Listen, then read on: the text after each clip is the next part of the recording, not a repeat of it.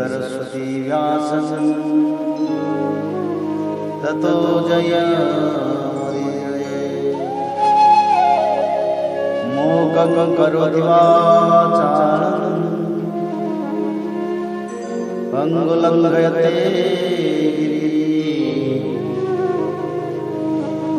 यत्कृपातमहं वन्दे परमानन्दमाधवं।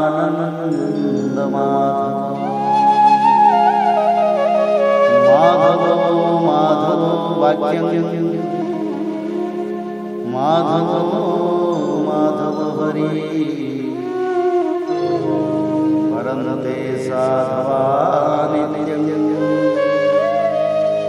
सकलकार्येषु श्रीमद्भागवत महापुराण 21वां अध्याय करदम जी की तपस्या और भगवान का वरदान। विदुर जी ने पूछा, भगवान, स्वयंभू मनु का वंश बड़ा आदरणीय माना गया है। उसमें मैथुन धर्म के द्वारा प्रजा की वृद्धि हुई थी। अब आप मुझे उसी की कथा सुनाइए। ब्राह्मण, आपने कहा था कि स्वयंभू मनु के पुत्र प्रियव्रत और उत्तानपाद ने 7 दीपों वाले पृथ्वी का धर्मपूर्वक पालन किया था तथा उनकी पुत्री जो देवहूति नाम से विख्यात थी करदम प्रजापति को ब्याही गई थी। देवहूति योग के लक्षण यम आदि से संपन्न थी। उससे महायोगी करदम जी ने कितनी संतानें उत्पन्न की, वह सब प्रसंग आप मुझे सुनाइए। मुझे उसकी सुनने की बड़ी इच्छा है। इसी प्रकार भगवान रुचि और ब्रह्मा जी के पुत्र दक्ष प्रजापति ने भी मनु जी की कन्याओं का परिग्रहण करके उनसे किस प्रकार क्या क्या संतान उत्पन्न की, यह सब चरित्र मुझे सुनाइए।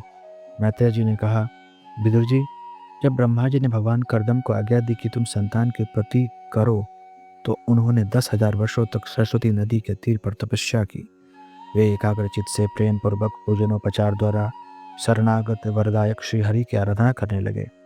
तब सतयुग के आरंभ में कमल नयन भगवान श्रीहरि ने उनकी तपस्या से प्रसन्न होकर उन्हें अपने शब्द ब्रह्ममय स्वरूप से मूर्तिमान होकर दर्शन दिए। भगवान की वह भव्य मूर्ति सूर्य के समान तेजोमयी थी। वे गले में श्वेत कमल और कुमुद के फूलों की माला धारण किए हुए थे। मुख कमल नीली और चिकनी अलकावली से सुशोभित था। वे निर्मल वस्त्र धारण किए हुए थे। सिर पर झिलमिलाता हुआ स्वर्णमय मुकुट, कानों में जगमगाते हुए कुंडल और कर कमलों में शंख चक्र गदा आदि आयुध विराजमान थे। उनके एक हाथ में क्रीड़ा के लिए श्वेत कमल सुशोभित था। प्रभु की मधुर मुस्कान भरी चितवन चित को चुराए लेती थी।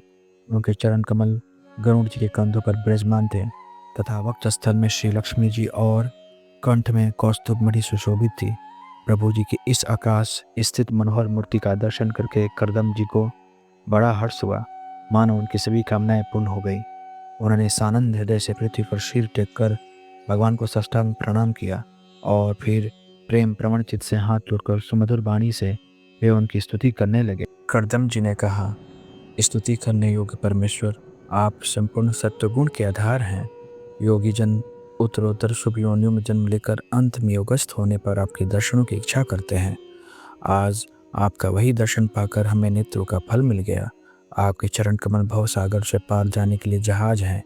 जिनकी बुद्धि आपकी माया से मारी गई है, वे ही उन तुच्छ क्षणिक विषय सुखों के लिए जो नरक में भी मिल सकते हैं, उन चरणों का आश्रय लेते हैं। किंतु स्वामीन, आप तो उन्हें वे विषय भोग भी दे देते हैं। प्रभु, आप कल्प वृक्ष हैं। आपके चरण समस्त मनोरथों को पूर्ण करने वाले हैं। मेरा हृदय काम कलुषित है। मैं भी अपने अनुरूप स्वभाव वाली और गृहस्थ धर्म के पालन में सहायक शीलवती कन्या से विवाह करने के लिए आपके चरण कमलों की शरण में आया हूँ। सर्वेश्वर, आप संपूर्ण लोकों के अधिपति हैं। नाना प्रकार की कामनाओं में फंसा हुआ यह लोक आपकी वेद वाणी रूप डोरी में बंधा है।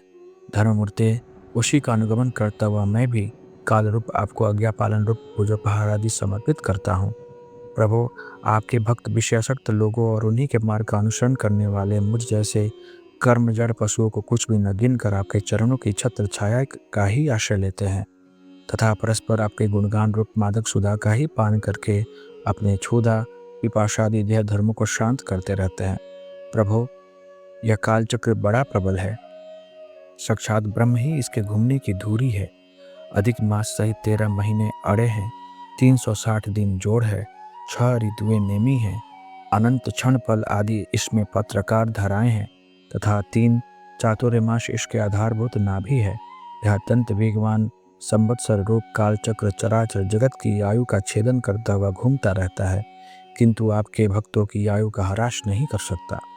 भगवान, जिस प्रकार मकड़ी स्वयं ही जाले को फैलाती, उसकी रक्षा करती और अंत में उसे निगल जाती है, उसी प्रकार आप अकेले ही जगत की रचना करने के लिए अपने से अभिन्न अपनी योग माया को स्वीकार कर उससे अभिव्यक्त हुई अपनी सत्वादी शक्तियों द्वारा स्वयं ही इस जगत की रचना, पालन और संहार करते हैं।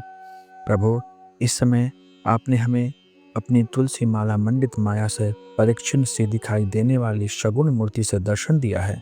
आप हम भक्तों को जो शब्द आदि विषय सुख प्रदान करते हैं, वे माइक होने के कारण यद्यपि आपको पसंद नहीं है, तथापि परिणाम में हमारा शुभ करने के लिए वे हमें प्राप्त हो।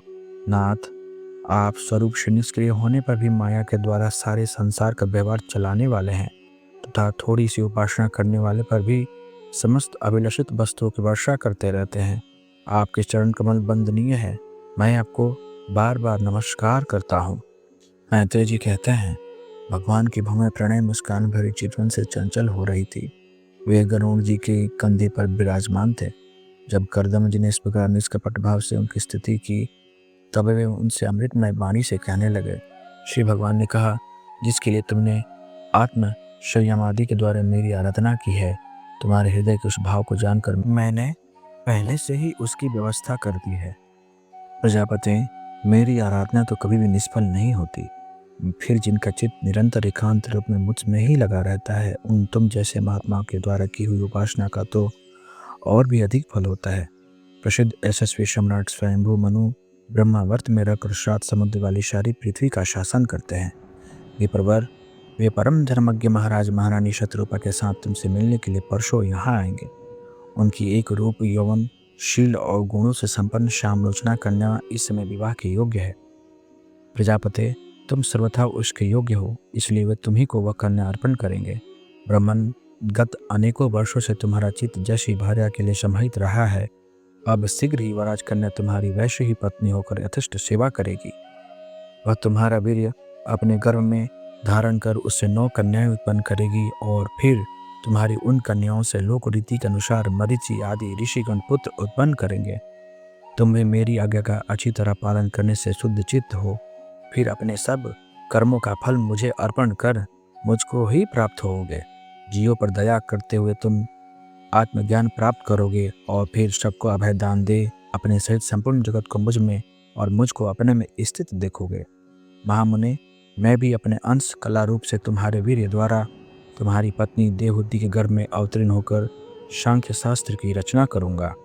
मैत्रेय जी कहते हैं, विदुर जी कर्दम ऋषि से इस प्रकार संभाषण करके इंद्रियों के अंतर्मुख होने पर प्रकट होने वाले श्री हरि सरस्वती नदी से घिरे हुए बिंदुसर तीर्थ से अपने लोक को चले गए। भगवान के सिद्ध मार्ग की सभी सिद्धेश्वर प्रशंसा करते हैं। वे कर्दम जी के देखते देखते अपने लोक को सिधार गए। उस समय गरुड़ जी के पक्षों से जो शाम की आधारभूता ऋचाएं निकल रही थी, उन्हें वे सुनते जाते थे। विदुर जी, श्री हरि के चले जाने पर भगवान कर्दम उनके बताए हुए समय की प्रतीक्षा करते हुए बिंदु सरोवर पर ही ठहरे रहे। बीरबर, इधर मनु जी भी महारानी शत्रुपा के साथ स्वर्ण जटित रथ पर सवार होकर तथा उस पर अपनी कन्या को भी बिठाकर पृथ्वी पर विचरते हुए जो दिन भगवान ने बताया था, उसी दिन शांति परायण महर्षि कर्दम के उस आश्रम पर पहुंचे। सरस्वती की जल से भरा हुआ यह बिंदु सरोवर वह स्थान है जहाँ अपने शरणागत भक्त कर्दम के प्रति उत्पन्न हुई अत्यंत करुणा के वशीभूत हुए भगवान के नेत्रों से आंसुओं की बूंदें गिरी थी। यह तीर्थ बड़ा पवित्र है। इसका जल कल्याणमय और अमृत के समान मधुर है तथा महर्षिगण सदा इसका सेवन करते हैं। उस समय बिंदु सरोवर पवित्र वृक्ष लताओं से घिरा हुआ था, जिनमें तरह तरह की बोली बोलने वाले पवित्र मृग और पक्षी रहते थे। वह स्थान सभी ऋतुओं के फल और फूलों से संपन्न था और सुंदर वन श्रेणी भी उसकी शोभा बढ़ाती थी। वहाँ झुंड के झुंड मतवाले पक्षी चहक रहे थे, मतवाले भौरे मंडरा रहे थे, उन्मत्त मयूर अपने पिच्छ फैला फैला कर नट की भांति नृत्य कर रहे थे और मतवाले कुहू कुहू करके मानो एक दूसरे को बुला रहे थे। वह आश्रम कदम्ब, चंपक, अशोक, करंज, बकुल, अशन, कुंद, मदार, कुटज और नए नए आम के वृक्षों से अलंकृत था। वह जलकाग, बत्तख आदि जल पर तैरने वाले पक्षी, हंस, कुरर, जलमुर्ग, सारस, चकवा और चकोर मधुर स्वर से कलरव कर रहे थे। हरिण, सुअर, स्याही, नीलगाय, हाथी, लंगूर, सिंह, बानर, नेवले और कस्तूरी मृग आदि पशुओं से भी वह आश्रम घिरा हुआ था। आदिराज महाराज मनु ने उस उत्तम तीर्थ में कन्या के सहित पहुंचकर देखा कि मुनिवर कर्दम अग्निहोत्र से निवृत्त होकर बैठे हुए हैं। बहुत दिनों तक उग्र तपस्या करने के कारण वे शरीर से बड़े तेजस्वी दिख पड़ते थे तथा भगवान के स्नेहपूर्ण चितवन के दर्शन और उनके उच्चारण किए हुए करुणामृत रूप सुमधुर वचनों को सुनने से इतने दिनों तक तपस्या करने पर भी वे विशेष दुर्बल नहीं जान पड़ते थे। उनका शरीर लंबा था, नेत्र कमल दल के समान विशाल और मनोहर थे, सिर पर जटाएं सुशोभित थीं और कमर में चिर वस्त्र थे। वे निकट से देखने पर बिना सान पर चढ़ी हुई महामूल्य मणि के समान मलिन जान पड़ते थे। महाराज स्वयंभू मनु को अपनी कोठी में आकर प्रणाम करते देख उन्होंने उन्हें आशीर्वाद से प्रसन्न किया और यथोचित आतिथ्य की रीति से उनका स्वागत सत्कार किया। जब मनु जी उनकी पूजा ग्रहण कर स्वस्थ चित्त से आसन पर बैठ गए, तब मुनिवर कर्दमन ने भगवान की आज्ञा का स्मरण कर उन्हें मधुर वाणी से प्रसन्न करते हुए इस प्रकार कहा, देव, आप भगवान विष्णु के पालन शक्ति रूप हैं, इसलिए आपका घूमना फिरना निसंदेह सज्जनों की रक्षा और दुष्टों के संहार के लिए ही होता है। आप साक्षात विशुद्ध विष्णु स्वरूप हैं तथा भिन्न भिन्न कार्यों के लिए सूर्य, चंद्र, अग्नि, इंद्र, वायु, यम, धर्म और वरुण आदि रूप धारण करते हैं। आपको नमस्कार है। आप मणियों से जड़े हुए जयदायक रथ पर सवार हो अपने प्रचंड धनुष की टंकार करते हुए उस रथ की गड़गड़ाहट से ही पापियों को भयभीत कर देते हैं और अपनी सेना के चरणों से रौंदे हुए भूमंडल को कपाते अपनी उस विशाल सेना को साथ लेकर पृथ्वी पर सूर्य के समान विचरते हैं। यदि आप ऐसा ना करें तो चोर, डाकू भगवान की बनाई हुई वर्णाश्रम धर्म की मर्यादा को तत्काल नष्ट कर दे तथा विषय लोलुप निरंकुश मानवों द्वारा सर्वत्र अधर्म फैल जाए। यदि आप संसार की ओर से निश्चिंत हो जाएं तो ये लोग दुराचारियों के पंजे में पकड़ नष्ट हो जाए। तो भी बीरबल, मैं आपसे पूछता हूँ कि इस समय यहाँ आपका आगमन किस प्रयोजन से हुआ है? मेरे लिए जो आज्ञा होगी उसे मैं निष्कपट भाव से सहर्ष स्वीकार करूँगा। इति श्रीमद्भागवते महापुराणे पारमहंसया संहितायां तृतीये स्कन्धे एकोविंशोऽध्यायः।